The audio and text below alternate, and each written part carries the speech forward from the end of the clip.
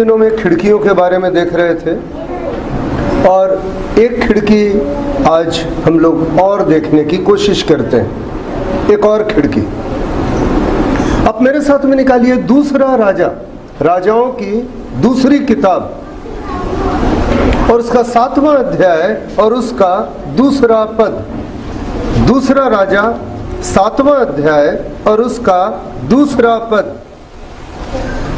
तब उस सरदार ने जिसके हाथ पर राजा का तकिया उस सरदार ने जिसके हाथ पर राजा का तकिया करता था, उस सरदार ने जिसके हाथ पर राजा तकिया करता था, परमेश्वर के भक्त को उत्तर देकर कहा, सुन, चाहे यहोवा आकाश के झरोखे खोले तो भी क्या ऐसी बात हो सकेगी? उसने कहा, सुन, तू यह अपनी आंखों से तो देखेगा, परंतु उस अन्न में से कुछ खाने न पाएगा।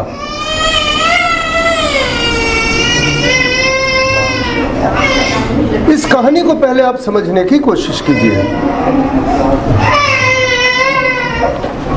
आप लोग इधर ध्यान दीजिए। 7वां अध्याय, दूसरा राजा का 7वां अध्याय का दूसरा पद हम लोग पढ़े और यहां पर भी खिड़की का जिक्र है और बोलता है कि चाहे यहोवा आकाश के झरोखे खोले तो भी क्या ऐसी बात हो सकेगी? उसने कहा, सुन, तू यह अपनी आंखों से तो देखेगा, परंतु उस अन्न में से कुछ ना खाने पाएगा। क्या हुआ था? अगर 6ठा अध्याय का 24 पद से पढ़ना शुरू कीजिएगा इसी दूसरा राजा में, तो क्या हुआ? आराम देश का राजा बेन-हदद शुम्रोन यानी इस्राएल की राजधानी शुम्रोन को चारों तरफ से घेर लिया। और जब घेर लिया, लड़ाई करने के लिए घेर लिया चारों तरफ से, तो बहुत लंबे समय तक जब चारों तरफ से घेर लिया तो हुआ क्या? 25 पद में देखिए, तब शुम्रोन में बड़ा अकाल पड़ा और वह ऐसा घिरा रहा कि अंत में गधे का सर, एक गधे का सर चांदी के 80 टुकड़े में। कैसा भारी अकाल पड़ा? गधा का एक ठो मुंडी कितना में मिलने लग गया? चांदी का कितना टुकड़ा? 80 टुकड़ा। और कब भर की, चौथाई भर कबूतर की बीट 5 टुकड़े चांदी। कब बोलते हैं, एक नाप है कब, उस होता है 250 ग्राम। अब कब का चौथाई भाग माने 250 का चौथाई। 250 का चौथाई कितना हुआ? करीब 62.5 ग्राम, यानी 60 से 65 ग्राम कबूतर का बीट। बीट समझते हैं? हाँ, मांस नहीं, कबूतर का बीट यानी कबूतर का पोटी। समझ में आया? 62, 62.5 ग्राम, 65 ग्राम कबूतर का बीट 5 टुकड़ा चांदी में बिकने लग गया। इतना बुरा हाल हो गया इसराइल का। काहे? तो चारों तरफ से एक राजा उन लोगों को क्या किया था? घेर लिया था चढ़ाई करके। ठीक है, और बहुत बुरी हालत थी। तब परमेश्वर का जन एलीशा, 7वां अध्याय का पहला पद में एलीशा ने कहा, यहोवा का वचन सुनो, यहोवा यूं कहता है, कल इसी समय शुम्रोन के फाटक में सा भर मैदा 1 शेकेल में और 2 सवा जौ भी 1 शेकेल में बिकेगा। तब सरदार बोला कि परमेश्वर अगर आकाश का झरोखा भी खोल देना, आकाश की खिड़की को क्या कर दे? नहीं सकेगा। ठीक है, तब परमेश्वर का जन बोलता है, ऐसा होगा तो जरूर, तुम खाने नहीं सकोगे, तुम उसमें से कुछ नहीं खाने सकोगे। ये खिड़की किसको दिखाती है मालूम? हाँ, अविश्वास की खिड़की। अविश्वास की खिड़की। परमेश्वर के तरफ से ये बात आ रही है। परमेश्वर का जन बोल रहा है कि तुम लोग जो अकाल से भूखे मर रहे हो, तुम्हारे लिए भोजन की व्यवस्था परमेश्वर करेगा। लेकिन जब भी परमेश्वर का भक्त लोग बोलते हैं, परमेश्वर के जन बोलते हैं, परमेश्वर का वचन कुछ बोलता है, तो अक्सर हम लोगों के जीवन में क्या पैदा होता है? अविश्वास। और उसका नतीजा क्या हुआ मालूम? उस अविश्वास का नतीजा हाँ, देखिए आगे चल करके हम 16 पद से 20 पद आपके सामने रखना चाहेंगे। दूसरा राजा 17 अध्याय, दूसरा राजा 7वां अध्याय, 17 अध्याय नहीं, 7वां अध्याय और उसके 16 पद से। ठीक है, तब लोगों ने निकलकर आराम के डेरों को लूट लिया। आराम का राजा जो है, रात में परमेश्वर वहां पर उन लोगों के मन में भय पैदा किया और आराम के सारे सेना क्या करिए वहां से भाग गए। तो उन सेना जो घेर के रखी थी, उन लोग का सारा खाना पानी क्या पड़ा हुआ था, वहीं पड़ा हुआ था। तो इस्राएलियों के लिए सारा खाना पानी कौन हुआ? जो वहां पर विरोधी राजा था, उसका जो खाना पानी था, पूरा उतना बड़ा सेना का खाना है ना, वो सारा का सारा वहीं छूट गया और लोग डर के मारे क्या किए, भाग गए। तब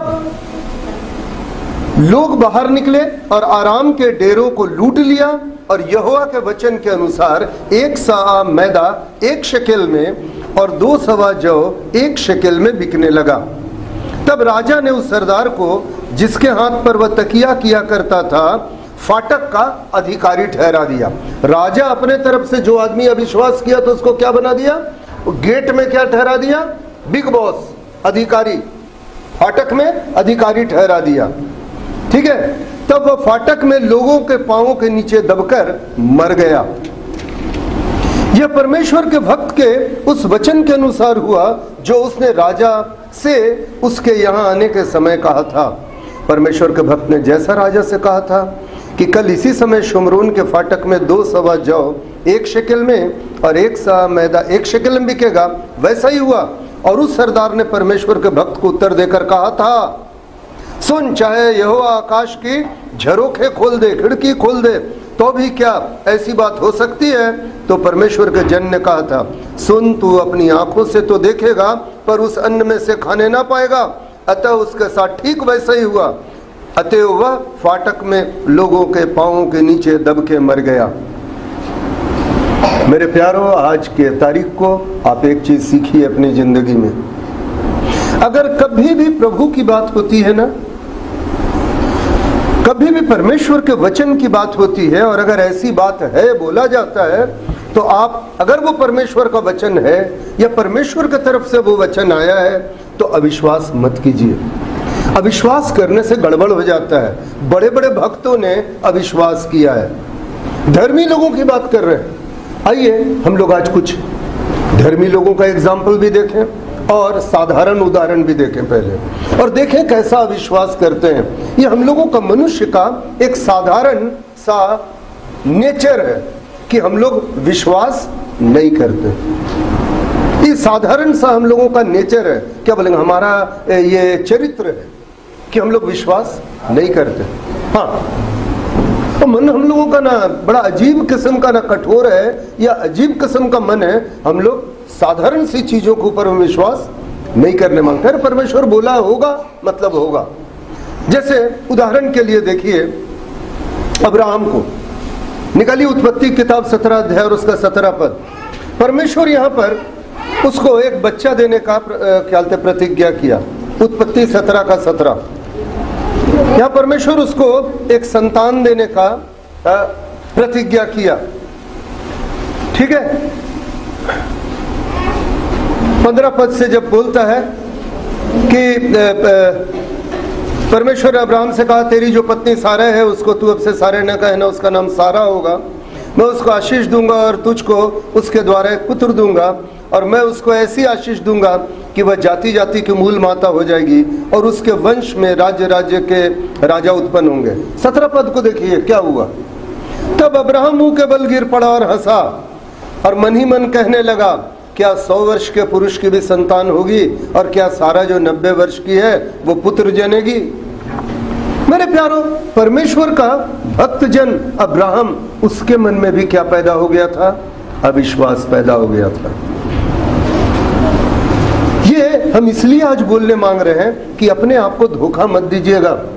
अच्छे अच्छे परमेश्वर के संत और भक्त लोग इसमें फंसे हैं। गिनती की किताब निकालो 11 अध्याय, ठीक है, और उसका 21 पद पढ़ो। गिनती की किताब 11 अध्याय। और उसका 21 पद पढ़ो, देखो क्या लिखा है गिनती 11-21 में। फिर मूसा ने कहा, फिर मूसा ने कहा, जिन लोगों के बीच मैं हूँ उनमें से 6 लाख तो प्यारे ही हैं। हाँ। और तूने कहा है कि मैं उन्हें इतना मांस दूंगा कि वे महीने भर उसे खाते ही रहेंगे। 22 पद भी देखो, क्या वे सब भेड़ बकरी गाय बैल उनके लिए मारे जाएं कि उनको मांस मिले, या क्या समुद्र की सब मछलियां उनके लिए इकट्ठी की जाएं कि उनको मांस मिले। तब यहोवा मूसा से कहता है, क्या यहोवा कहाँ छोटा हो गया है? अब तू देखेगा कि मेरा जो वचन मैंने तुझसे कहा है वह पूरा होता है कि नहीं। मेरे कहने का मतलब यहाँ पर मूसा जैसा व्यक्ति भी क्या है, परमेश्वर बोला हम तुमको क्या देंगे? खाना देंगे। पूरे 20 लाख से ऊपर इसराइली को हम क्या देंगे? खाने के लिए देंगे, मांस देंगे। तो लोगों ने विश्वास नहीं किया। परमेश्वर का जन मूसा भी विश्वास नहीं किया। बोला कहां से आ जाएगा? समुद्र का पूरा मछली उठा के लाओगे? कहां से लाओगे? कि सारा गाय बैल भेड़ बकरी जितना हम लोग के पास है सबको मार दें? अरे 20-25 लाख लोग को खाना खिलाना मजाक है जी, है? आप लोग शादी ब्याह में 500, 700, 1000 लोगों को न्योता देते हो, कितना खाना जरूरत पड़ता है। और यहाँ तो 25 लाख लोग हैं और कहाँ है? 20 लाख लोग हैं और कहाँ है? रेगिस्तान में है। और रेगिस्तान में खाना कैसे दिया जाए? परमेश्वर बोलता हम देंगे। आकाश से वो बरसा दिया बटे। लेकिन उस वक्त मूसा के मन में क्या आ गया था? अविश्वास आ गया था। मत्ती का अगर सुसमाचार निकालो 11 अध्याय निकालो, चेला लोगों को देखो। मत्ती का 11 अध्याय देखो, मत्ती का 11 अध्याय निकालो, 19 और 20 पद देखो। हम आज कुछ उदाहरण देना चाहते हैं, इसलिए हम उदाहरण दे रहे हैं कि भले सिर्फ एक खिड़की देखेंगे, लेकिन हम जानबूझ करके यहाँ पर बैठे लोग हैं और आप लोग भी जो YouTube में देख रहे हैं, आप लोग इस बात से नकारिए मत। हम लोगों के जीवन में ये चीज हो जाता है, अच्छों के साथ में हुआ। परमेश्वर से प्रार्थना कीजिए कि आपके मन में अविश्वास पैदा ना हो। 11 अध्याय में देखो 19 और 20 पद में, ठीक है? वो उन नगरों को उलाहना देने लग गया। अच्छा चलिए, ठीक है, मत्ती का 11वां अध्याय, ठीक है? वो उन नगरों को उलाहना देने लगा जिनमें उसने बहुत से सामर्थ्य के काम किए थे, क्योंकि उन्होंने अपना मन नहीं फिराया और कहा, प्रभु हाय खुराजीन, हाय बैतसैदा, जो सामर्थ्य के काम तुम में किए गए होते, यदि वो सूर और सैदा में किए गए होते तो वे कब के टाट ओढ़कर राख में बैठकर मन फिरा लेते। ठीक है? यहाँ पर आगे के भी शहरों के बारे में बोला है, सदोम के बारे में से तुलना किया है कफरनहूम को कि तुम स्वर्ग से ऊंचा किए जाओगे, अरे तुम अधोलोक से भी नीचे किए जाओगे। इन लोगों की हालत किससे खराब हो जाएगी? सदोम और अमोरा से। हम पूरा पढ़ना नहीं चाहते हैं। यीशु मसीह ऐसा क्यों बोल रहा था? इतना आश्चर्य कर्म कर रहा है, इतना सब कुछ दिखा रहा है, लेकिन किसी को भी विश्वास नहीं हो रहा है। तो यीशु मसीह क्या बोलता है? हाय हाय हाय। तो यहां पर आप देखेंगे तो आपको पता चलेगा पूरा का पूरा शहर प्रभु दिखाया अपना कार्य, सामर्थ का कार्य, विश्वास कोई नहीं किया। खड़ा होकर प्रभु दिखाता है तो विश्वास नहीं करते हैं। मेरे प्यारों, ये बहुत बड़ी बात है। आपके जीवन में कितना काम होता है फिर भी आप लोग विश्वास नहीं करते हैं। कितनी बार आप लोगों का मन डोल जाता है। जकरिया, अगर लूका का पहला अध्याय निकालोगे तुम तो जकरिया के बारे में अगर देखोगे, लूका का पहला अध्याय में निकालो, लूका का पहला अध्याय 20 पद के आसपास में निकाल करके देखो क्या हुआ। जकरिया की क्या हो गई? पारी हो गई। अब वो महायाजक था तो उसकी पारी हुई। ठीक है, ठीक है। जब आप उसको यहां पर देखेंगे 18 पद से लेकर 20 पद को, जकरिया ने स्वर्गदूत से कहा मैं कैसे जाऊं। उसको बच्चा नहीं था, वो बुढ़ा हो गया था। उसकी औरत भी एकदम बुढ़ी हो गई थी, तो लोग बच्चा पैदा करने के लायक नहीं था। तब वो बोलता है मैं तो बहुत बूढ़ा हो गया हूं और मेरी पत्नी बूढ़ी हो गई हूं। समझा ना? तो स्वर्गदूत बोलता है कि मैं जिब्राइल हूं, परमेश्वर के सामने खड़ा रहता हूं और मैं तुझसे बात करने और तुझको सुसमाचार सुनाने के लिए आया हूं कि तुम्हारा लड़का होगा। उसी का लड़का था यूहन्ना बपतिस्मा देने वाला। और तब 20 पद में बोलता है ठीक है, जिस दिन तक ये बात पूरी नहीं होगी उस दिन तक तुम गूंगा हो जाओगे, क्योंकि तुमने मेरे बात पर विश्वास नहीं किया। वहां पर शब्द क्या है?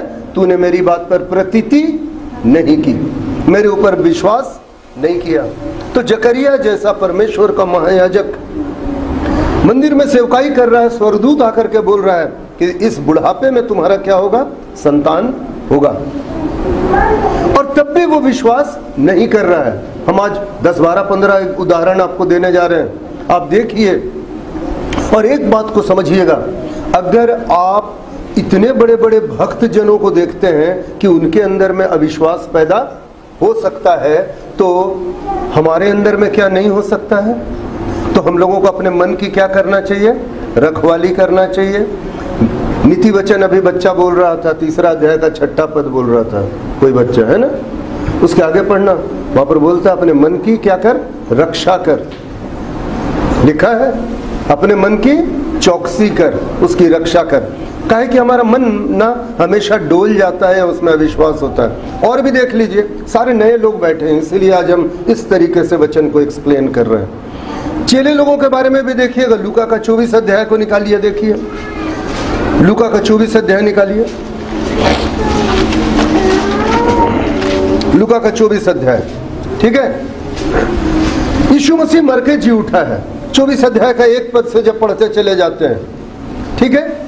और प्रभु यीशु मसीह के बारे में किसको पता चला, मरियम मगदलिनी वगैरह को, और उन लोग जाके चेला लोगों को बताई। देखो 9 पद को देखो, और कब्र से लौटकर 24 अध्याय का 9 पद, उन्होंने 11 को और अन्य सबों को ये सब बातें कह सुनाई। कौन सब बात कह सुनाया वो लोग, कि यीशु मसीह मर करके क्या हो गया है, जी उठा है। आज भी हम लोग बोलते हैं यीशु मसीह मर के जी उठा है, तो बैठा हुआ में से कई एक लोग विश्वास नहीं होता है, और बाकी दुनिया के लोगों को तो ये कहानी नजर आता है। लेकिन देखो 10वां पद, जिन्होंने प्रेरितों से ये बात कही, प्रेरित 11 प्रेरित की बात है, और वे मरियम मगदलिनी, यूहन्ना और याकूब की माता मरियम और उनके साथ की कई एक अन्य स्त्रियां भी थी। औरत लोग बता रही है कि हम लोग प्रभु को अभी क्या किए हैं, देखे हैं, प्रभु मर के क्या हो गया है, जिंदा। परंतु उनकी बातें, 11 पद, उन्हें कहानी सी जान पड़ी और उन्होंने उनकी प्रतीति न की, विश्वास नहीं किया। तब 12 पद में क्या होता है, औरत लोग बताई, पतरस बोला हम नहीं मानते, और उसका दौड़ते हुए पतरस कहाँ जाता है, कब्र की तरफ। यूहन्ना भी उसके पीछे पीछे कहाँ जाता है, कब्र की तरफ, कि यीशु मसीह को जा करके क्या करें, देखें। कहने का मेरा मतलब, इतने बड़े बड़े लोगों की बात देखिए, और हम बता रहे हैं साधारण लोगों की बात। ये तो बड़ा बड़ा चेला जकरिया और मूसा और अब्राहम की बात कर रहे थे, साधारण लोगों की बात देखो। उत्पत्ति किताब 19 अध्याय अगर निकालोगे उसका 14 पद में, वहां पर क्या होता है, लूत के घर में परमेश्वर का स्वर्गदूत आता है। लूत के घर में कौन आता है, परमेश्वर का स्वर्गदूत। और उन लोग बताते हैं कि कल ये देश क्या हो जाएगा, नाश कर दिया जाएगा। 14 पद को देखो क्या हुआ था, लूत किसको बोलने गया, उत्पत्ति 19 अध्याय 14 पद पढ़ो। तब लूत ने निकलकर अपने दामादों को, जिनके साथ उसकी बेटियों की सगाई हो गई थी, हाँ, समझा के कहा, उठो इस स्थान से निकल चलो, हाँ, क्योंकि यहोवा इस नगर को नष्ट करने पर है। पर वह अपने दामादों की दृष्टि में ठट्ठा करने वाला जान पड़ा। बस करो। लूत जो है उसको परमेश्वर का स्वर्गदूत लोग आया उसके घर में और बताया, देखो कल ये शहर को परमेश्वर आग और गंधक बरसा करके क्या कर देगा, नाश कर देगा, इसलिए यहाँ से निकल चलो। अब बाप है, 2-2 ठो उसकी बेटी थी, और बेटी लोगों का क्या हो गया था, सगाई हो गया था, अभी ब्याह होने वाला था। तो नेचुरल सी बात है, बाप के मन में क्या होगा कि मेरा दामाद लोग क्या कर ले, बचाए जाएं, ताकि मेरी बेटियों के पति जो है वो क्या हो जाए, बच जाए। कौन ससुर नहीं चाहेगा, बताओ, चाहेगा। जब अपना दामाद लोग को बता रहा है कि परमेश्वर ऐसा करने जा रहा है, तो लोग लूत की बात का विश्वास नहीं किए। और उसके आगे आप पढ़ते हैं तो आपको क्या पता चलता है, हाँ, कि परमेश्वर सदोम और अमोरा में आग और गंधक बरसा करके पूरा वो देश को क्या कर दिया, नाश कर दिया, पूरा देश नाश कर दिया। और लूत का दामाद लोग वहां पर मर गया, ठीक है। यशाया नबी की किताब में यशाया क्या बोलता है, 53 अध्याय का 1 पद में है, किसी को याद है यशाया 53:1? किसने हमारी बातों पर विश्वास किया, यशाया नबी को भी ये प्रॉब्लम था कि दुनिया में जाता था, लोगों को बताता था और लोग विश्वास नहीं करते थे। लिखा है यशाया 53:1 में। हाँ, तो इस्राएल देश के लोग अपने परमेश्वर की बात पर विश्वास नहीं करते थे। कौन? इस्राएल देश के लोग अपने परमेश्वर यहोवा की बात पर विश्वास नहीं करते थे। यशाया जाता था, वचन सुनाता था, लेकिन लोग विश्वास नहीं करते थे। यशाया में क्या लिखा हुआ है? किसने हमारी बात पर विश्वास किया? कभी आप देखो, सोचो, ईसाई समाज में भी है। ईसाई बोलो या मसीही बोल लो, जो लोग यीशु मसीह को मानता है उन लोग भी बोलने भर को ईसाई है, लेकिन उन लोग को भी यीशु मसीह की बात पे विश्वास या भरोसा नहीं होता है। उन लोगों के लिए अपना डॉक्ट्रिन ज्यादा मायने रखता है। नहीं, हम जो समझते हैं वही सही है, वचन क्या बोलता है उससे किसी को लेना देना नहीं होता है। नासरत नगर में यीशु मसीह था। हाँ, देखो यीशु मसीह की बात को देखो। 13 अध्याय निकालो, 13 अध्याय, मत्ती 13 अध्याय निकालो ना। मत्ती का 13 अध्याय 58 पद को देखो। मत्ती का 13 अध्याय 58 पद देखो। शुरू से तू देखेगी तो वहां पर क्या लिखता है? नासरत में यीशु का क्या है? वहां पर अनादर नहीं है। हाँ, मत्ती का 13 अध्याय जो है, अगर निकालोगे तुम तो जब 53 पद से पढ़ते चले जाओगे तो 53rd वर्ष से, समय नहीं है, नहीं पढ़ाएंगे, लेकिन आप लोग नोट कर रहे हो तो कर लेना। 53 पद से पढ़ते चले जाना। वहां पर यीशु मसीह प्रचार किया, सब कुछ किया। वो लोग क्या बोलते थे मालूम? अरे ये तो बढ़ई है, इसकी बहनें हमारे बीच में क्या की गई हैं? ब्याही गई है। कोई उसके बात पर विश्वास नहीं करता था, कोई विश्वास नहीं करता था। 58 पद में क्या लिखा हुआ है वहां पर? और उसने वहाँ उनके अविश्वास के कारण बहुत से सामर्थ्य के काम नहीं किए। सोच के देखो कि वहाँ लोग इतना ज्यादा अविश्वास कर रहे थे कि प्रभु यीशु मसीह उनके बीच में सामर्थ्य का काम करने नहीं सका। उनके बीच में सामर्थ्य का काम हुआ ही नहीं। और आप भी याद रखिएगा, विश्वास नहीं रहेगा आपके बीच में ना, तो आपके बीच में सामर्थ्य का काम नहीं होगा। याद रखना, तुम यीशु मसीह के जन हो सकते हो, बहुत करीबी कहलाते हो, लेकिन मन के अंदर में क्या भावना है? अगर विश्वास नहीं है ना, तो तुम्हारे जीवन में सामर्थ्य का काम नहीं होगा। और अगर सामर्थ्य का काम देखना है ना, तो उसके ऊपर में विश्वास तो करना ही पड़ेगा। 58 पद में साफ लिखता है, यीशु मसीह खुद, तो हम लोग क्या तुम्हारे लिए दुआ करेंगे? अगर आदमी में विश्वास ही नहीं है, अन्य जाति हो तो अलग बात है, हम प्रभु के लोगों की बात कर रहे हैं। यहाँ कौन है जो विश्वास नहीं कर रहे हैं? इस्राएली लोग विश्वास नहीं कर रहे हैं। बाहर के लोगों की बात हम नहीं करते हैं, तो फिर आपके जीवन में सामर्थ्य का काम नहीं होगा। अब देखो ना, यूहन्ना के बारे में देखो, 21 अध्याय निकालो, मत्ती के 21 अध्याय निकालो, 32 पद देखो। मत्ती के 21 अध्याय और उसका 32 पद देखो। यूहन्ना बपतिस्मा देने वाले ने सारे लोगों को धर्म का मार्ग सुनाया, सारे इस्राएली लोगों को धर्म का मार्ग सुनाया। देखो 21 अध्याय 32 पद मत्ती में, पढ़ो। क्योंकि यूहन्ना धर्म का मार्ग दर्शाते हुए तुम्हारे पास आया और तुमने उसका विश्वास न किया। केवल कौन विश्वास किया था? पर महसूल लेने वालों और वेश्याओं ने उसका विश्वास किया, और तुम यह देखकर बाद में भी न पछताए कि उसका विश्वास कर लेते। कौन नहीं? जितने भी इस्राएली थे कोई उसका विश्वास नहीं किया। केवल कौन लोग किया मालूम? जितने वेश्या थे, तो उन लोग जानते थे भाई हम लोग क्या हैं? पापी हैं। महसूल लेने वाले, चुंगी लेने वाले, टैक्स लेने वाले, घूस लेने वाले, वो लोग जानते थे हम लोग कौन हैं? पापी हैं। तो उन लोग यूहन्ना का बात सुना, परमेश्वर की ओर मन लगाया और अपने मनों को क्या किया? फिराया। लेकिन बाकी लोग जो अपने आप को धर्मी बोलता था, उसमें से कोई भी अपना मन नहीं फिराया और कोई भी यूहन्ना के ऊपर में विश्वास नहीं किया। हम केवल एग्जाम्पल आपको देते चले जा रहे हैं। लूका का 22 अध्याय भी आप निकालो, 67 पद को देखो, तो भी वहां पर यही चीज नजर आता है। हम 10, 15, 20 एग्जाम्पल देंगे बोले थे, हम दे रहे हैं आपके सामने में। जानबूझकर कितना ज्यादा एग्जाम्पल दे रहे हैं कि आप जानिए कि ये आज के जीवन की सच्चाई है। लूका का 22 अध्याय में भी देखिए 67 पद को। यदि तू मसीह है, हाँ, तो मुझसे कह दे। हाँ, उसने मुझसे कहा, हाँ, यदि मैं तुमसे कहूँ तो प्रतीति न करोगे। मतलब प्रतीति न करोगे मतलब विश्वास। वहां पर यीशु मसीह अब क्रूस पे चढ़ाने के लिए उसको ले जा रहे हैं और उस टाइम में उसको बोलते हैं कि अगर तू प्रभु है, तू मसीह है, तो हमको बता दे।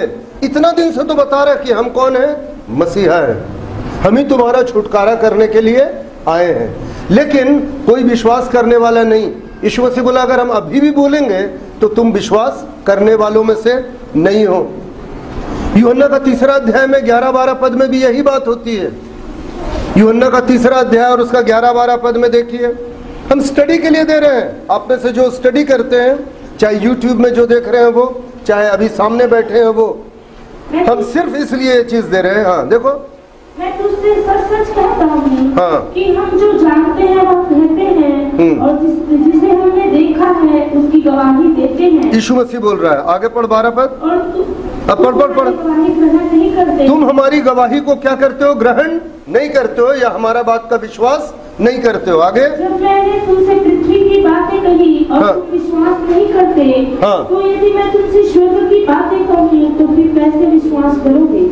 आप लोग भी सुन लीजिए जो हमको कल रिकॉर्डिंग में देखेंगे, और आप लोग जो यहाँ बैठे हुए आप लोग भी सुन लीजिए।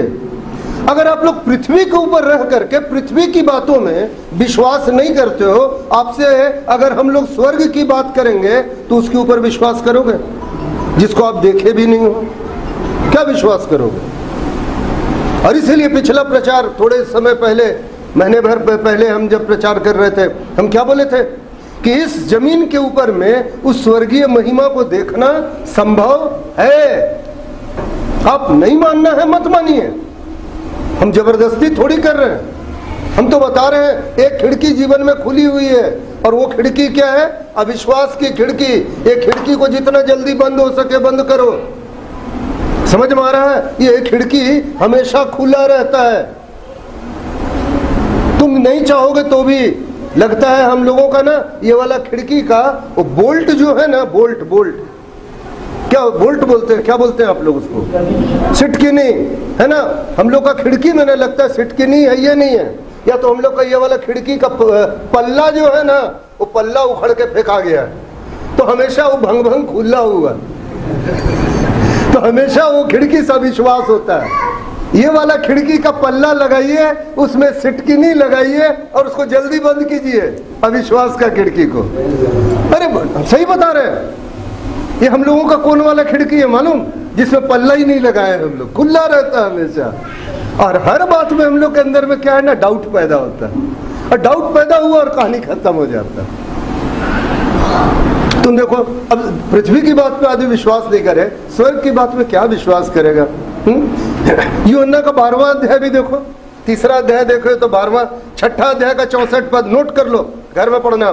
6 अध्याय का 64 पद, 10 अध्याय का 25 पद, यही यूहन्ना में 6 अध्याय का 64 पद, 10 अध्याय का 25 पद पढ़ोगे। चलो फटाफट पढ़ देते हैं। 6 अध्याय 64 पद, ठीक है। परंतु तुम में से कुछ ऐसे हैं जो विश्वास नहीं करते, क्योंकि यीशु पहले ही से जानता था कि जो विश्वास नहीं करते वे कौन हैं। एक मिनट रुको, यहाँ पर जब यीशु मसीह बताता है ना कि मेरा देह खाने की वस्तु है और मेरा लहू पीने की वस्तु है, उस वक्त के जिक्र में यीशु मसीह को मालूम था ढेर सारे लोग विश्वास इस बात का नहीं करते, सारे लोग फिर करके चले गए थे। तब यीशु मसीह यहाँ पर बोला था तुम में से कुछ ऐसे हैं जो विश्वास नहीं करते। ये कौन थे जो रोज यीशु मसीह के साथ रहते थे? ये कौन है जो 5 रोटी और 2 मछली से खाए थे और उसमें के बावजूद वो लोग विश्वास नहीं करते थे? या 10 अध्याय का 25 पद को भी देखोगे तो तुम देखो, यही यूहन्ना में देखो 10 अध्याय का 25 पद। यीशु ने उन्हें उत्तर दिया, मैंने तुमसे कह दिया पर तुम विश्वास करते ही नहीं। जो काम मैं अपने पिता के नाम से करता हूँ वे ही मेरे गवाह है। इसका मतलब यीशु मसीह आश्चर्य कर्म कर रहा था, लोग देखते थे, उसके बावजूद यीशु मसीह सामने खड़ा था और काम कर रहा था, लोग विश्वास नहीं करते थे। मेरे हम इस सब बोलने के पीछे मेरा कारण क्या है? काहे हम बोल रहे हैं? बोल इसलिए रहे हैं कि बड़े बड़े लोगों को, इस्राएली जाति को हमने देखा कि वो लोग विश्वास नहीं करते थे। समझ में आई मेरी बात? तो अगर वो लोग विश्वास नहीं करते थे तो हम लोगों के जीवन की क्या बात? और इसीलिए हम बोल रहे हैं हम लोग के जीवन में अविश्वास की खिड़की क्या रहती है, खुली हुई रहती है। यीशु मसीह इसके ऊपर में जानते हो चेतावनी दिया है अविश्वास के ऊपर में। देखो मरकुस का 16वां देखो कैसा चेतावनी दिया है। उलाहना बोल शब्द है, निकालो मरकुस का 16 अध्याय 14 पद। यीशु मसीह की बात पसंद नहीं है, ठीक है। मरकुस का निकालो 16 अध्याय 14 पद, ठीक है। वहाँ शब्द देखो, पीछे वह उन 11 को भी हाँ, भोजन करने बैठे थे, हाँ, दिखाई दिया और उनके अविश्वास और मन की कठोरता पर उल्हाना दिया। रुक जाओ, उनके अविश्वास और मन की कठोरता के ऊपर में क्या दिया, उलाहना। किसको दिया, किसको दिया? अरे शब्द पढ़, कौन चेला? उल्हाना दिया। अरे नहीं बेटा, फिर 14 पद पढ़। पीछे वह उन 11 को, सुन, जो 12 चेले थे उसमें से यहूदा इस्करियोती तो फांसी लगा करके मर गया। बचा कितना लोग था? 11 ठो जो उसके अपने चेले थे, उन लोगों को यीशु मसीह क्या दिया? हाँ, उलाहना। किस बात पर उलाहना दिया? किस बात पे डांटा? किस बात पे नाराजगी जताया? उनके अविश्वास और मन की कठोरता पर। यीशु मसीह को पसंद नहीं है आपका अविश्वास। क्या बोला है 3:18 में? निकालिए यूहन्ना 3:18, क्या लिखता है? जो विश्वास नहीं करता वो, पढ़िए यूहन्ना 3:18, पढ़िए यूहन्ना 3:18, जिसको मिल जाता है। नहीं, हम पढ़ दें। जो उस पर विश्वास करता है उस पर दंड की आज्ञा नहीं। याद रखिएगा, जो विश्वास करता है उसके ऊपर में दंड की आज्ञा नहीं। परंतु जो उस पर विश्वास नहीं करता वह दोषी ठहर चुका। बस करो, जो विश्वास नहीं करता है ना वो दोषी ठहर चुका है। दोषी ठहर चुका कहने का मतलब आपको दोषी ठहराया नहीं जाएगा, ऑलरेडी आप क्या है? दंड के पात्र हैं अगर विश्वास नहीं करते हैं तो। ठीक है, 3:36 भी पढ़ो, वहां पर क्या बोलता है? अगर विश्वास नहीं करते हो तो तुम्हारे अंदर में क्या नहीं है? जो पुत्र पर विश्वास करता है, हाँ, अनंत जीवन उसका है। विश्वास करते हो तो अनंत जीवन तुम्हारा है। जो पुत्र की नहीं मानता वह जीवन को नहीं देखेगा, परंतु परमेश्वर का क्रोध उस पर रहता है। यानी अनंत जीवन उसमें नहीं है, और उसके ऊपर किसका क्रोध है? परमेश्वर का क्रोध उसके ऊपर क्या करता है? भड़क जाता है। इसलिए बोल रहे हैं विश्वास करना सीखिए।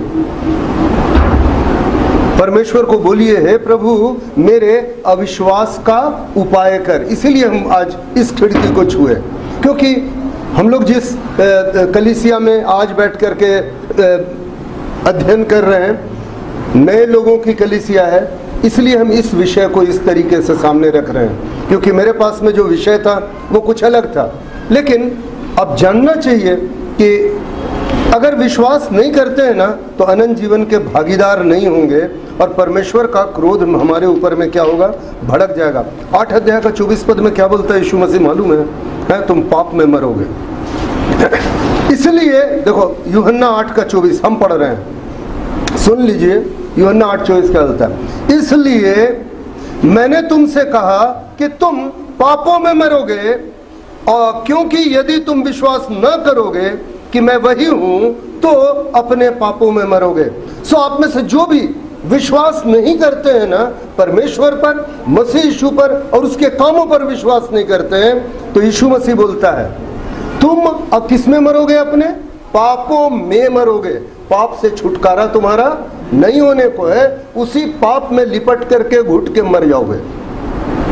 जीवन, अनंत जीवन नहीं मिलेगा, नहीं मिलेगा, उसी पाप में मर जाओगे।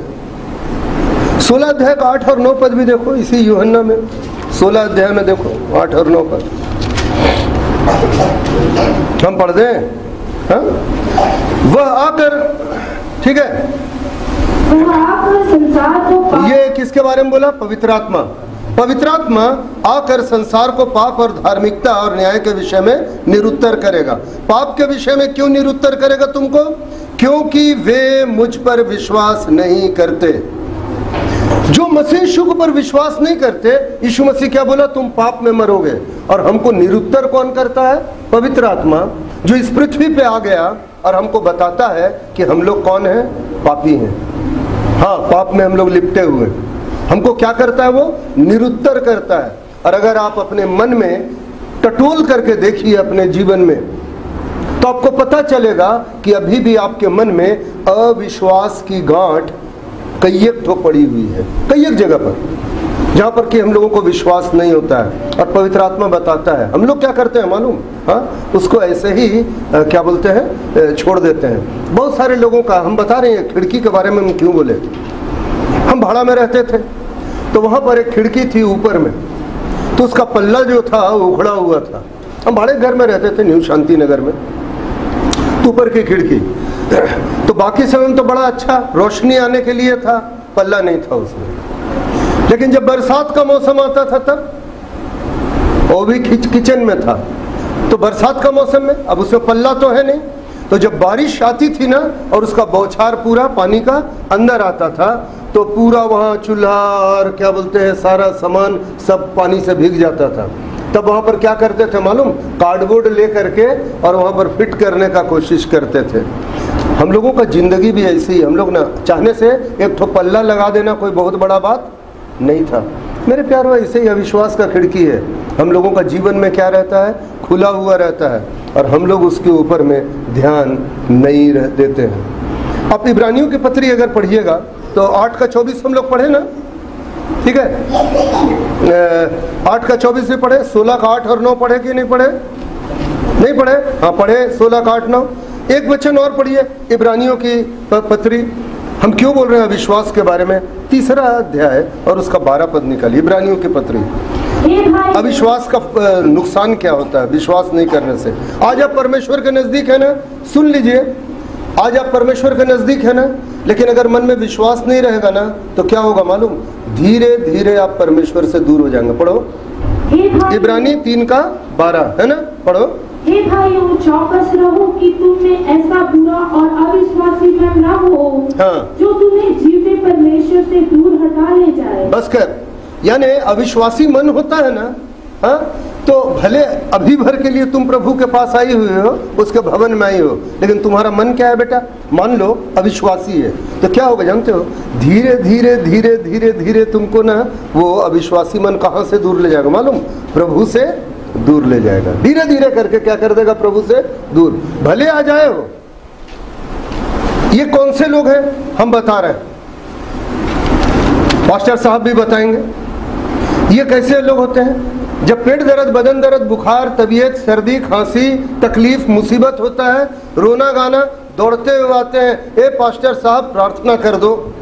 प्रार्थना किया और जब तक बीमारी ठीक नहीं हुआ, कि दुष्ट आत्मा ठीक नहीं हुआ, तब तक के लिए तो गिरजा में रहते हैं, लेकिन मन के अंदर में वो विश्वास नहीं रहता है। हमारा कल से लड़की के लिए प्रार्थना कर दो, हमारा नौकरी के लिए प्रार्थना कर दो, हर एक चीज के लिए। मेरे पास तो सैकड़ों लोग आते हैं प्रार्थना कराने, और उस टाइम में तो एकदम ना, मैंने जैसे मिमियाना बोलते हैं ना, बिल्ली और बकरी जैसा मिमियाना, पाँव पकड़ करके भाई, ऐसे वैसे नहीं, एकदम पाँव पे पड़ जाते हैं। हम छत्तीसगढ़ी में बोल रहा हूँ, कैसे बोलते हैं, हमारे प्रार्थना क्या, हमको नहीं आता, तुम लोग बोलो क्या बोलते हैं उसको, मैंने मेरे लिए प्रार्थना कर दो, हाँ क्या बोलते हैं, हाँ वैसे करके। लेकिन ऐसा नहीं बड़ा मिमियाते हुए एकदम रोते गाते, उधर नाक से भी बह रहा है, आंख से भी बह रहा है, पाँव पकड़ करके। अरे सच्चे बता रहे हैं, अच्छा प्रार्थना कर दो, हाँ, उसके बाद में बैठा के समझाओ, उसके बाद पूछो कैसा है, अब 2 दिन 4 दिन बाद फिर पूछो, बोले नहीं अब तो एकदम कहते हैं बने बने हैं ना, क्या क्या क्या बोलते हैं, हाँ बने बोलते हैं ना, नहीं हमको नहीं आता भाई, वो क्या क्या बोलते हैं छत्तीसगढ़ी में, मैंने एकदम बहुत बढ़िया है, सब ठीक है। और उसके बाद खुदा बाप तेरा पेट भरे मेरा, वो धीरे, मन में विश्वास नहीं है ना, वो तो केवल विनती कराने आया ना, वो धीरे धीरे धीरे धीरे धीरे धीरे क्या होता है, अविश्वासी मन प्रभु से कहाँ ले जाता है, दूर लेकर के चल जाता है। ठीक है, इब्रानी 4:11 में क्या लिखता है, अविश्वासी होने के चलते क्या होता है, पढ़ो इब्रानी 4:11, हाँ सुनो, हड़बड़ नहीं, हड़बड़ नहीं, हड़बड़ नहीं, हड़बड़ नहीं, हाँ अब पढ़। अतः हम उस विश्राम में प्रवेश करने का प्रयत्न करें, ऐसा ना हो कि कोई जन उनके समान आज्ञा न मानकर गिर पड़े। हाँ रुक जा रुक जा रुक जा रुक जा, यहाँ पर लिखा है आज्ञा न मानकर। अब नीचे में फुटनोट में पढ़, आज्ञा न मानकर के ओरिजिनल क्या है, नीचे फुटनोट में पढ़ो, अविश्वासी होकर। अब उस लाइन को कंप्लीट पढ़ो, अविश्वासी रिप्लेस करो, ओरिजिनल लगाओ वहां पर, और अब पढ़ो, फिर से पढ़। अतः हम उस विश्राम में प्रवेश करने का प्रयत्न करें। हाँ, ऐसा न हो कि कोई जन उनके समान विश्वासी होकर गिर पड़े। ठीक है, देखो सुनो मेरी बात। अब एक चीज समझाते हैं, आप लोग सब नए लोग हो इसलिए बोल रहे हैं। हम लोगों को ना प्रभु कहाँ ले जाने वाला है? अनंत विश्राम में। उस अनंत विश्राम में क्या होगा? सुनो, वहां पर रोग नहीं है, पाप नहीं है, श्राप नहीं है, भूख नहीं है, प्यास नहीं है। समझ में आ रहा है? वहां केवल परमेश्वर की आराधना करना है ना? कहते हैं दिन भर का चक्की पीसना और काम धंधा करना और दिन भर माथा फोड़ना, ये सब आपका क्या हो जाएगा? बंद हो जाएगा। उस विश्राम में जो प्रभु हमको ले जा रहा है ना, बोलता है जो अविश्वासी रहेगा ना, हाँ, उसको उस अनंत विश्राम में प्रवेश नहीं मिलेगा। समझ में आ रहा है? तो अनंत विश्राम में प्रवेश करने के लिए ना हमारे विश्वास की खिड़की को ना बंद करना बहुत जरूरी है। अब सुनो मेरी बात, अब आखिरी चीज में आते हैं। हम जो तभी तक बात कर रहे थे अविश्वास अविश्वास अविश्वास, ये दो किस्म का चीज समझना। अगर तुम्हारे अंदर में परमानेंट अविश्वास है तो गड़बड़ बात है। हेलो, हो सकता है आप में से ढेर सारे जो YouTube में सुनेंगे इस बात को नहीं मानेंगे, लेकिन हम बता रहे हैं अपने जीवन की गवाही और अपने जीवन में जो इतने सालों तक जो अनुभव है, उस अनुभव पर तकरीबन 40 साल हो गए हमको प्रचार करते हुए, तो जो अनुभव है उससे हम बता रहे हैं। देखो इधर सुनो, अविश्वास दो किस्म का होता है। अब ज्ञान ध्यान से सुनना, हम संदेश का अब अंत कर रहे हैं। वास्तव में संदेश यहां से शुरू हो रहा है। हम बात क्या बोले? हम लोगों के जीवन में एक खिड़की खुली रहती है और खिड़की का नाम क्या है? अविश्वास की खिड़की। ये अविश्वास की खिड़की जो है ना, उसको बंद करना चाहिए। ये दो किस्म की होती है। एक खिड़की ऐसी है जो कभी कभी खुल जाती है। कभी कभी खुल जाने वाला मतलब क्या होता है जी? मोमेंट्री डाउट बोलते हैं हम। मोमेंट्री डाउट को मोमेंट्री डाउट मैंने क्षणिक, क्षण भर के लिए अविश्वास आ गया। अरे जैसे लाइक क्लाउड्स, बादल के जैसा। बादल कैसा होता है? हेलो इधर ध्यान से सुनो, हम 5-7 मिनट में खत्म करेंगे। बादल कैसा होता है?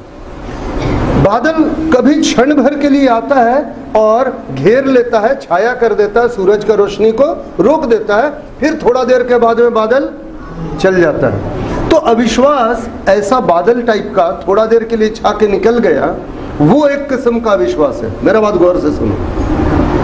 और एक अविश्वास होता है जो कि हमेशा हमेशा हमारे जीवन में क्या करता है? घर बना के रहता है। तो दो है, एक है परमानेंट अविश्वास और एक है मोमेंट्री, क्षणिक, क्षण भर के लिए। जैसे पतरस के जीवन में जो अविश्वास आता था वो कैसा वाला था? हम उदाहरण, बाइबल को उदाहरण से बता रहे हैं। क्षण भर का अविश्वास जो होता है ना, क्षण भर का अविश्वास, वो कभी कभी होता है। प्रभु को बोलिए, प्रभु तुरंत, हाँ प्रभु मेरे इस अविश्वास का क्या कर? उपाय कर। जैसे अब्राहम का अविश्वास। अब्राहम जो अविश्वास किया था, उत्पत्ति 15:8 में उसको क्या बोला गया? हाँ, कि हम तुमको क्या देंगे? संतान देंगे। तो उस क्षण भर का अविश्वास था। बाद के तारीख को इब्रानियों का 11वां अध्याय पढ़ते हैं तो हम लोग को क्या पता चलता है कि अब्राहम के जैसा विश्वास करने वाला कोई और नहीं था। गलातियों की पत्री में पढ़ते हैं तो हम लोगों को पता चलता है अब्राहम के जैसा विश्वास करने वाला कोई और नहीं था। लेकिन क्षण भर के लिए उसके अंदर में अविश्वास आ गया था। बाद के तारीख को उसका अविश्वास क्या हो गया? खत्म हो गया और वो परमेश्वर को जैसा चाहता था, जैसा मानता था, वैसे लिपट के रहा। तो अब्राहम के अंदर में जो अविश्वास था वो कैसा अविश्वास था? क्षण भर का। यही बोल रहे हैं, मोमेंट्री डाउट। ठीक है, रेफरेंस नोट किया? हाँ, जेनेसिस 15:8, उत्पत्ति 15:8। यहाँ पर अब्राहम का जो डाउट है वो कैसा डाउट है? कैसा है? हाँ, क्षण भर का। समझ में आया? हम खत्म करने के लिए ये बात कर रहे हैं। गिदियोन के बारे में हम प्रचार आपको किए थे। 6ठा अध्याय न्यायियों की किताब में 6 का 17 नोट करके रख लीजिए।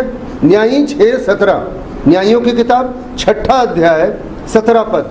ठीक है, क्योंकि प्रचार किए हैं गिदियोन के ऊपर में, इसलिए पढ़ा नहीं रहे, कहानी याद दिला दे रहे हैं। परमेश्वर का दूत आया, बोला हे शूरवीर सूरमा, परमेश्वर तेरे संग है। और उसके बाद उसको क्या बोला, जाओ और इसराइलियों को छुटकारा दो।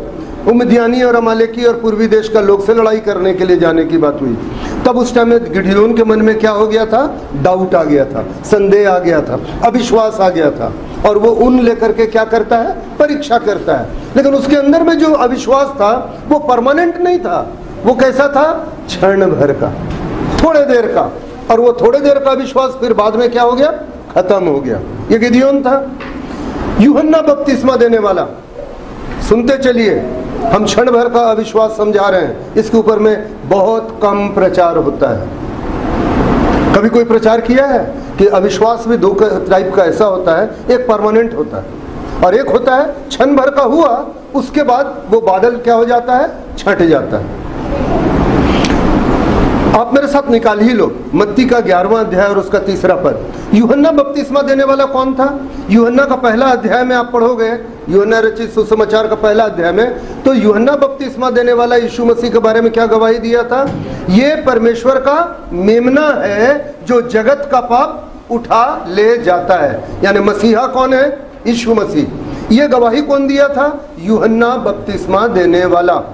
जब उसको कारागार में बंद करवा दिया राजा हेरोदेस, ठीक है, बंदीगृह में डलवा दिया, जेल में डाल दिया, है ना, तब यूहन्ना बपतिस्मा देने वाले के मन में भी क्या हो गया, थोड़े देर के लिए संदेह उत्पन्न हो गया था, थोड़े देर के लिए। ठीक है, देखो 11:3 में क्या बोलता है यूहन्ना बपतिस्मा देने वाला, पढ़ो मत्ती 11:3। हाँ, देखो वही आदमी जो गवाही दिया ये परमेश्वर का मेमना है जो जगत का पाप उठा ले जाता है, वही आदमी सवाल क्या कर रहा है, क्या आने वाला तू ही है या हम किसी दूसरे की बाट जो है, या हम किसी दूसरे की बाट जो है। यहाँ पर जो यूहन्ना बपतिस्मा देने वाले का अविश्वास दिखाई पड़ रहा है, यह अविश्वास कैसा है, परमानेंट वाला नहीं है, क्षण भर का विश्वास है। उस समय भर के लिए उसके अंदर में क्या पैदा हो गया है, अविश्वास पैदा हो गया है। यूहन्ना 11:39 में मार्था के अंदर में अविश्वास आ गया था। लाजर बाद में जिंदा हो गया, लेकिन उस क्षण भर के लिए मार्था के अंदर में क्या आ गया था, अविश्वास। यूहन्ना 11:39 में तो ये सब क्षण भर का विश्वास होता है ना। 11:39 है। यीशु ने कहा, हाँ, पत्थर हटाओ। हाँ। उस मरे हुए की बहन मार्था हाँ। उससे कहने लगी, हाँ। हे प्रभु, उसमें से अब तो दुर्गंध आती है, क्योंकि उसे मरे 4 दिन हो चुके हैं, है ना। और उसके बाद में यीशु मसीह पत्थर हटवाता है और उसका लाजर बाहर निकल आता है। तो क्षण भर के लिए मार्था के मन में क्या आ गया था, अविश्वास आ गया था। तो ये हम कौन सा अविश्वास बता रहे हैं, क्षण भर के लिए आना। इसका उपाय है तुरंत ना अपने आप को मैंने कि ना परमेश्वर के आत्मा के हाथ में सौंपना चाहिए। समझ में आ रहा है, वो तुरंत बोलो, हे शैतान मेरे पास से क्या कर, दूर हो, तुरंत, समझे ना, तुरंत झटका देना चाहिए अपने आप को। अगर क्षण भर के लिए अविश्वास होता है, लंबा वाला है तब तो उसके लिए प्रभु को रियली प्रार्थना करना पड़ेगा। लेकिन क्षण भर वाला होने से ना, जैसे कि होता है ना, कभी कभी जैसे गिरजा में आप लोग बैठे रहते हैं और क्या होता है, झपकी मारने लग जाते हैं, हाँ, हो जाता है ना, कभी कभी नहीं होता है। उस टाइम में क्या करना चाहिए, अरे गाल में एक झापड़ मारो अपना खींच करके, उसका नींद भाग जाएगा। नहीं तो पानी ऐसे लिया, आंख में मार लिया, समझ में, उसका उपाय तुम्हारे पास है। हाँ, लेकिन जिसका अब वहां पर कोई ये कहते हैं वो ट्रैंकुलाइजर लेके आया, क्या बोलते हैं वो, ट्रैंकुलाइजर क्या बोलते हैं, नशा कुछ लेकर के आया है ना, और तब वो बेहोश होकर के क्या है, सोया हुआ है, नहीं समझ मारा, तब तो उसका दूसरा इलाज है ना भाई। वो तो अभी 4 घंटा 6 घंटा उठने वाला नहीं है। लेकिन जब झपकी लगता है, इसी हल्का सा झपकी लगा, क्या करना है, खड़े हो जाओ। कौन सा बड़ा बात है, खड़े हो जाओ, जाकर सामने पीछे खड़े हो जाना। कभी अगर ऐसा हुआ ना, आप लोग को भी बोलते हैं, बहुत लोगों को झपकी लगता है, उठ जाओ, उठ करके कहाँ चले जाओ, वहां पर, और उठ करके जाके मुंह में पानी का छींटा मार लो, 1 सेकंड में छूट जाएगा।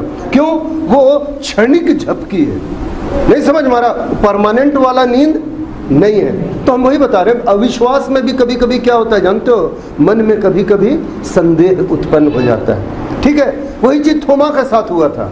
सारे लोग बैठे हुए थे ऊपर, कोठरी के ऊपर में, थोमा वहां पर था नहीं।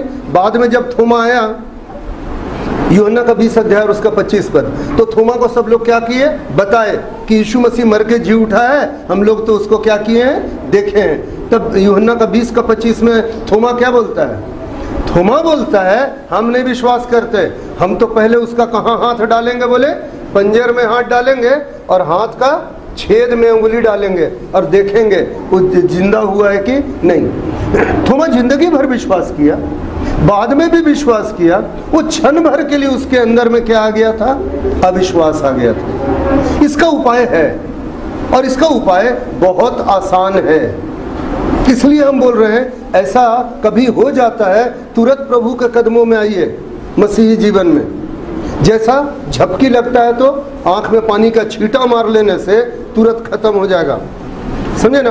उदाहरण के लिए प्रेरितों काम निकालो 12वां अध्याय, प्रेरितों काम 12वां अध्याय। यहाँ पतरस बंदीगृह में है, परमेश्वर का स्वर्गदूत उसको छुड़ा दिया। निकालो 12वां अध्याय 14-15 पद, प्रेरितों काम 12वां अध्याय निकालो। 2-3 वचन देख करके हम लोग बंद करेंगे। प्रेरितों काम 12वां अध्याय।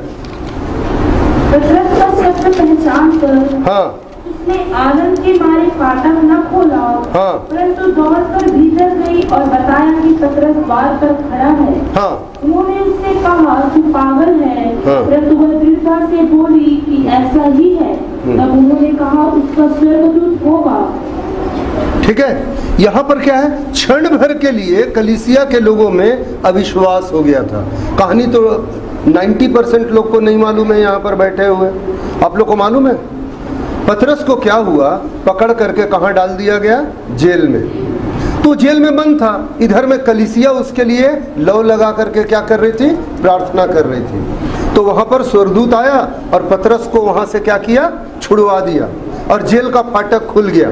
तब क्या हुआ, पतरस आया कलीसिया में जहां विनती हो रहा था, वहां दरवाजा में आके जब खटखटाया तो 2 दासी थी जो वो पतरस को देखी और देखी तो चकित हो गई।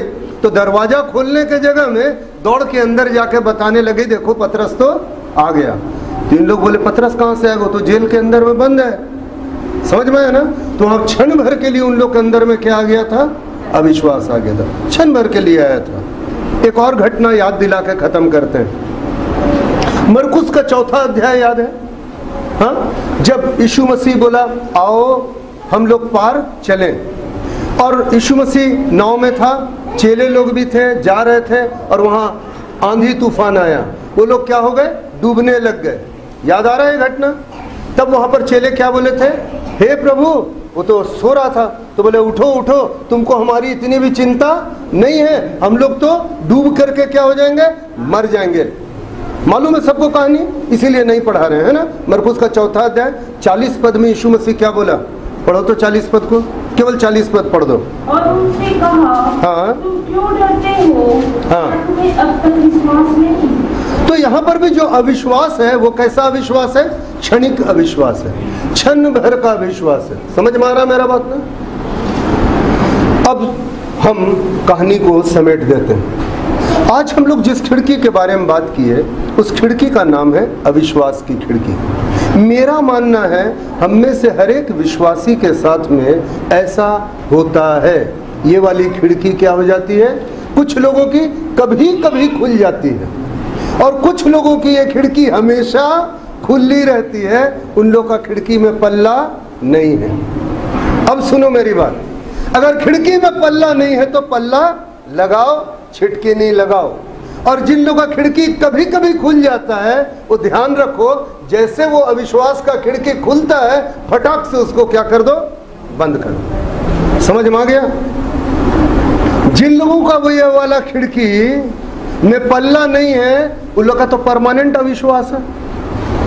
तो परमानेंट अविश्वास वाले लोगों के लिए हम क्या बोलेंगे, वहां खिड़की लगाओ। यानी आपका उपाय है, आइए यीशु मसीह को ग्रहण कीजिए, उसके वचन में आइए और उसके वचन के अनुसार चलिए। ये विश्वास, सुनिए मेरी बात, ये विश्वास एक बीज के जैसा, जैसे बोते हैं ना, वैसे ही बोया जाएगा आपके अंदर, और तब धीरे धीरे ये विश्वास क्या होता है, बढ़ता है। जैसे पेड़ बढ़ता है ना, वैसे ही विश्वास बढ़ता है, और ये पेड़ के जैसा बड़ा हो करके ना फूलता और फलता है। और तब तक उसका बड़ा क्या करना पड़ता है, देखभाल करना पड़ता है, चौकसी करनी पड़ती है, अपने विश्वास की चौकसी करनी पड़ती है। इसलिए बोल रहे हैं। लेकिन जिन लोगों के पास में जो विश्वास करते हैं और नॉर्मल परिस्थिति में हमेशा वो विश्वासी सही सलामत रहते हैं और कभी कभी अविश्वास होता है, उनको उसी वक्त जब कभी भी ये बात पैदा होती है ना, तुरंत घुटने में आके प्रभु को बोलना चाहिए, हे प्रभु मेरे अविश्वास का क्या कर, उपाय कर। सुनिए मेरी बात, चेलों के साथ में ये बात हुआ था, है ना, पतरस का, और उसके बाद में जब प्रभु उसको बोला था हे अल्प विश्वासी, है ना, और चेले लोग उस वक्त में क्या शब्द बोले थे याद है, हे प्रभु हमारे अविश्वास का उपाय कर। तो आप लोग भी आज प्रभु से यही प्रार्थना कीजिए, अगर आपके साथ होता है ऐसा, तो नहीं होता है हम कुछ नहीं बोलते हैं, लेकिन अगर आपके साथ ऐसा होता है कि कभी कभी अविश्वास की खिड़की खुल जाती है, तो ये जरूरी है कि हम लोग परिपक्व मसीह बनना चाहें। और परिपक्व मसीह बनने के लिए जब कभी भी ऐसा विश्वास होता है ना, तुरंत झटके में आइए और तुरंत प्रभु को बोलिए, प्रभु मेरे इस अविश्वास का क्या कर, उपाय कर। परमेश्वर आपको सहायता करे कि इस अविश्वास की खिड़की को आप क्या कर सकें, अपने जीवन में बंद रखें। आइए हम लोग सरों को झुकाएं, प्रार्थना करेंगे।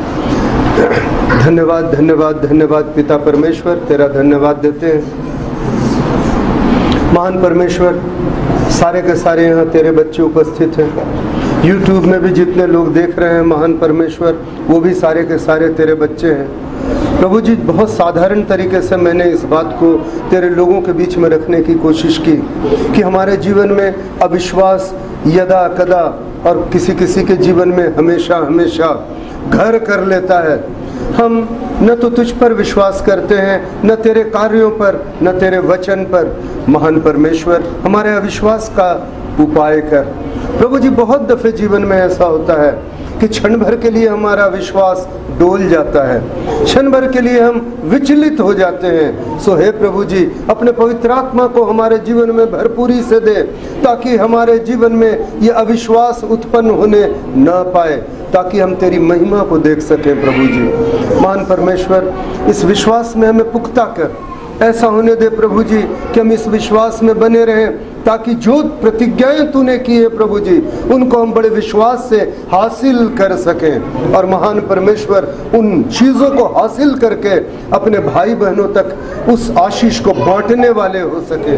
महान परमेश्वर, हम अपने लिए नहीं, इस वजह से मांगते हैं कि प्रभु जी हमारे जरिए लोग आशीषित हो प्रभु जी, और भी लोग तुझ में आने पाए प्रभु जी, उस नरक से बचाए जाएं। आज जितने लोग भी यहाँ बैठे हैं, उनके शारीरिक जीवन की समस्या, आत्मिक जीवन की समस्या, मानसिक जीवन की समस्या, पारिवारिक जीवन की समस्या, आर्थिक जीवन की समस्या, जो भी समस्या है प्रभु जी, महान परमेश्वर उसका निदान दे।